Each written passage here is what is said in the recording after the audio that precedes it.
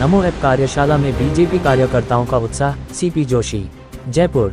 BJP कार्यकर्ताओं के बीच नमो app कार्यशाला का आयोजन जयपुर में हुआ है, जिसमें प्रदेश अध्यक्ष सीपी जोशी ने शामिल होकर कार्यकर्ताओं को मोदी सरकार की जनकल्याणकारी योजनाओं के बारे में जानकारी दी। कार्यशाला के माध्यम से उन्होंने बताया कि नमो ऐप के माध्यम से लोग सीधे प्रधानमंत्री की योजनाओं की जानकारी प्राप्त कर सकते हैं और इससे विकसित भारत के एम्बेसडर बनने का लक्ष्य भी साधा जा सकता है। सीपी जोशी ने कहा, नमो ऐप के माध्यम से प्रधानमंत्री की जनकल्याणकारी योजनाओं की जानकारी सीधे मिल सकती है। इससे लोगों को सरकार की योजनाओं का लाभ मिल सकता है और वे अपने अधिकार को सीधे हासिल कर सकते हैं। कार्यशाला के माध्यम से उन्होंने भी बताया कि नमो ऐप का उपयोग करके लोग देश में चल रही विभिन्न योजनाओं के बारे में विस्तृत जानकारी प्राप्त कर सकते हैं और इससे उन्हें अपने क्षेत्र में विकसित भारत के एम्बेसडर बनने का संघर्ष करने का लक्ष्य भी मिलता है। सीपी जोशी ने कहा, इसके अलावा ओवैसी के हाल के बयान को लेकर कहा कि हमें इसे गंभीरता से नहीं लेना चाहिए। एक सांसद को शब्दों की गरिमा में रहकर बात करनी चाहिए। हम सनातन धर्म में रह रहे हैं और ओवैसी को देश के पुराने इतिहास को देखना चाहिए। उन्होंने इंडिया गठबंधन को लेकर भी टिप्पणी की और कहा, ये बेमेल का गठबंधन है, जबरदस्ती का गठबंधन है। ये गठबंधन केवल अवसरों का गठबंधन है। जब जनता ने फिर मन बना लिया है कि फिर से मोदी सरकार बननी चाहिए। सीपी जोशी ने कांग्रेस के राज में होने वाले विधानसभा चुनावों को लेकर भी टिप्पणी की और कहा, कांग्रेस के राज में जनता को गुमराह करने का काम किया गया। उस समय जनता को कुछ नहीं बोलने का वक्त मिला, लेकिन विधानसभा चुनाव पास आते ही कांग्रेस ने जनता को गुमराह करने का काम किया। भजनलाल लगातार जनता के हित में काम करते गए और उन्होंने सीरियस विकास कार्यक्रम ERCP को पूरा करने का कोई कष्ट नहीं किया। आप देख रहे हैं इंडिया दस्तक न्यूज़। ये रिपोर्ट है हमारे संवाददाता मोहम्मद नफीस की। देखिए, नमो ऐप ऐसा ऐप है जिसके माध्यम से आदरणीय प्रधानमंत्री जी की कल्याणकारी योजनाओं के बारे में जानकारी सीधे रूप से उस नमो ऐप के माध्यम से मिल सकती है और उस नमो ऐप के माध्यम से ही विकसित भारत एम्बेसडर बनने का भी काम आगे बढ़ सकता है। और उस विकसित भारत एम्बेसडर बनने के बाद हमारी एक्टिविटीज़ क्या हैं, वो सारे विषयों को लेकर आज नमो ऐप की कार्यशाला हमारे सोशल मीडिया की टीम ने रखी है और ये लगातार इस दिशा में IT और सोशल मीडिया की टीम इस संबंध में अपना काम कर रही है। बाबूलाल राठौर ने नहीं, मुझे नहीं लगता कि कोई इस प्रकार की बात है।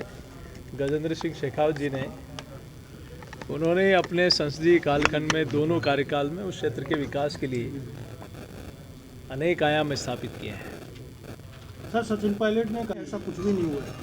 अच्छा होता पिछले कालखंड में जो लोगों को गुमराह करने का काम हो रहा था, तब उस समय बोलते पायलट साहब तो अच्छा रहता, क्योंकि सरकार बनने के बाद 5 वर्ष तक जनता को सिर्फ इंतजार कराया, गुमराह किया।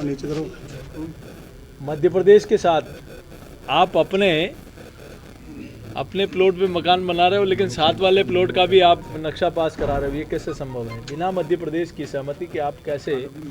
और उसके बाद भी जनता को गुमराह करते रहे कि बिना किसी फाइनेंशियल उसके मैनेजमेंट के फाइनेंशियल अप्रूवल के आप चुनावी समय में जनता को गुमराह कर। लेकिन यहाँ चुनाव के बाद माननीय भजनलाल जी ने मुख्यमंत्री बनते ही पहले ही माह में इसके लिए प्रयास शुरू किया और दूसरे माह में इसकी स्वीकृति मिल गई। माननीय मध्य प्रदेश के मुख्यमंत्री जी के साथ बैठकर इस परियोजना को माननीय प्रधानमंत्री जी के मार्गदर्शन में अच्छे से इसको अमली जामा पहनाया गया और मैं सोचता हूँ 21 जिलों के लिए योजना वरदान साबित होगी। और कांग्रेस की सरकार में कहा था कि 2050 तक इसको पूरा करेंगे, लेकिन ये सरकार प्रयास यही रहेगा कि इसी कालखंड में शुरू हुआ और इसी कालखंड में उस क्षेत्र की जनता को समर्पित। देखिए, ओवैसी जी के बयानों को मैं ज़्यादा गंभीर नहीं लेता, क्योंकि जिस प्रकार से देश के लोकतंत्र में संसद के माननीय सांसद हैं, हम इस देश के भारत के निवासी हैं, ऐसे में हमने संसदीय परंपराओं का और सारी चीज़ों का निर्वहन करते हुए किन शब्दों का इस्तेमाल करना चाहिए, इसमें हमारे देश की जो सनातन संस्कृति रही है, पुराना इतिहास भी उनको देखना चाहिए। इस विषय में मैं और ज़्यादा कुछ नहीं कह सकता। इंडिया गठबंधन में वापस से फूट आई है। CPI जो है वो ये बेमेल गठबंधन है, ये बेमेल गठबंधन है, ये मजबूरी का गठबंधन है, ये अवसरों का गठबंधन है और ये किस लिए मोदी जी को रोकने के लिए गठबंधन बना है? क्या गरीब कल्याण में इतिहास बना इसलिए? क्या 25 करोड़ लोग गरीबी रेखा से बाहर निकल गए इसलिए? क्या प्रभु श्री राम का मंदिर बन गया इसलिए? क्या धारा 370 हट गई इसलिए? किस बात का गठबंधन है?